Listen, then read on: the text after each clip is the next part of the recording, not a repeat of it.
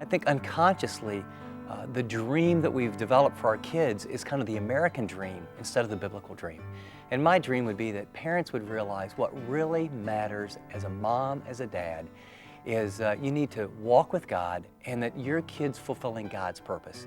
And if they fulfill God's purpose, it's amazing. Your kids are going to end up happy and fruitful and the kind of kids you really want.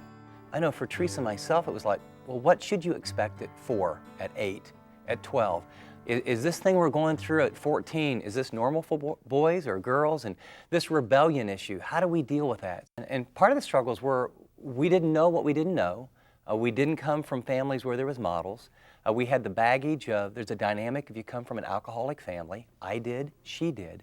So we had a lot of kind of strikes against us, but I look back now at seeing my kids have grown up and walk with God, and love covers a multitude of sins. What I see is what the book does, it lets people in on that journey so they can kind of feel, oh, this isn't abnormal. People who love God are going to have these kind of struggles and problems in the day and age with the kind of families they have.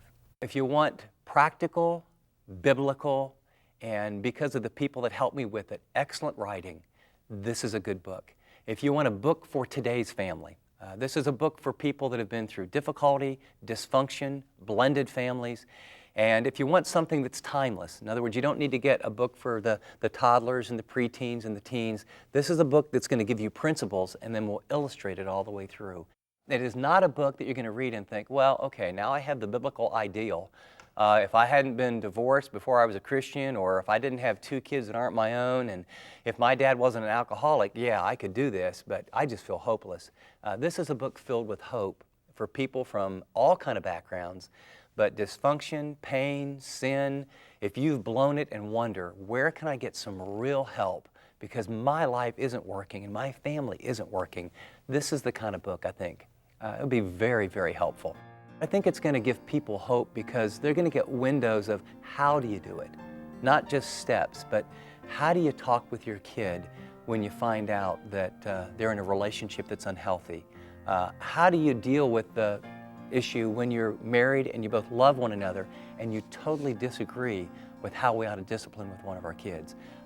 What do you do when you find out as a parent you're the problem and you've got to deal with your issues? So I think it's going to be a window that will help people in their own life, and they'll learn how to do it because they'll get some pictures that are very, very, very practical.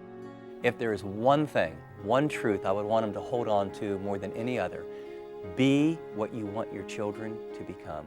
The most powerful agent of life change is modeling. And that doesn't mean you're perfect, but it means you just own it even when you blow it. And so I would say to parents, you can make a ton of mistakes. Love covers a multitude of sins.